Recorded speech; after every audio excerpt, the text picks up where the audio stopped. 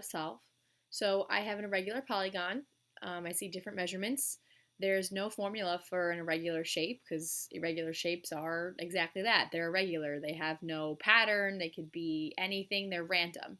So I want to break up this shape into shapes that I do know, find those areas, and then add it all together. So there's a few ways you could do it. I'm going to start off by showing you the different ways that you could break this shape up. So first, I see a small rectangle here and another small rectangle there. So then I would have one rectangle here, another rectangle there, and another rectangle here. Another way that you could do this is you can make this into a long, skinny rectangle, and then you would have three rectangles, one up here, one here, and one there. So really, it doesn't matter which way you break up an irregular shape. All the shapes are different. If you're doing it correctly, they're all going to equal the total area no matter which way that you do it. So it really doesn't matter. But there are some ways that are easier depending on the shape. Personally, I'm going to do the first way we talked about. So I'm going to make a rectangle here and another rectangle there. And I'll just highlight that so you guys can see it. So again, there's a rectangle here. Okay. There is another rectangle right here. And there is a third rectangle here. Okay. So if I find the area of these separate rectangles, add them all together, I will have my total area. So I'm going to start this blue rectangle over here. Its length is 3 centimeters and its width is 1 centimeter. So I don't have to do any work for that. I know I have the information that I need. 3 times 1 means that this area is 3 centimeters squared. So 3 centimeters squared. Okay. I'm going to do the yellow rectangle. That one's also pretty easy. I have length is 2.5 and the width is 2. So 2.5 times 2.5 would be 5 centimeters squared. Okay, so I'm going to put that there. Now I need to find the area of this green rectangle. So the length is 5.5. I can see that right here. But this is where everyone is going to start making mistakes. Its width, well, there is no information on the right side, and the left says 3.4.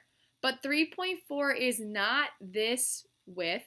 3.4 is the whole side. So let me highlight that. 3.4 is for the whole side. And I don't want to include this part. This part belongs to a different rectangle, so I don't want that. So how do I figure out this part right here? Question mark. How do I figure that out?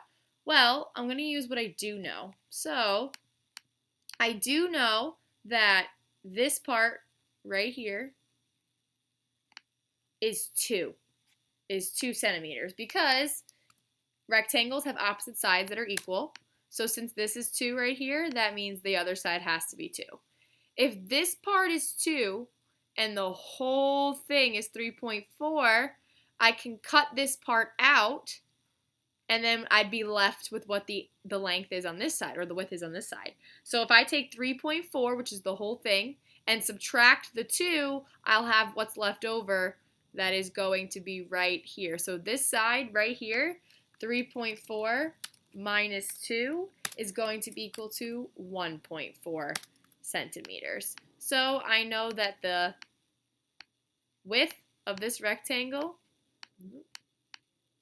is 1.4 centimeters. So you want to be careful. Sometimes, which the next examples that you'll see in the next slides too, you're gonna have to fill in missing information. It's not always going to be given to you. So you want to make sure that you're using the right measurements, and then finding the area should be the easy part. Usually it's going to be rectangles. You might see a few triangles. Actually, further, let me just show you really quick. For the last question that I'd like you to try, there is a triangle.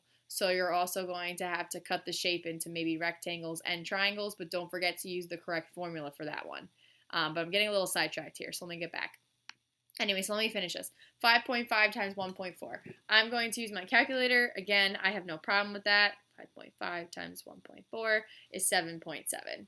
7.7 centimeters squared is the area of this larger rectangle. So now that I have the area of 1, 2, 3, all three rectangles, I'm just going to add it together, and that's my final area. So 5 plus 3 plus 7.7 is equal to, well, we have 8 plus 7 is 15.7 centimeters to the second power. Okay, so to the second power. Again, if you broke it up the other way, you would have also gotten the same answer. But I think this way would have been easier than the other. I think there's a little less information. You'd have to figure it out if you do this way.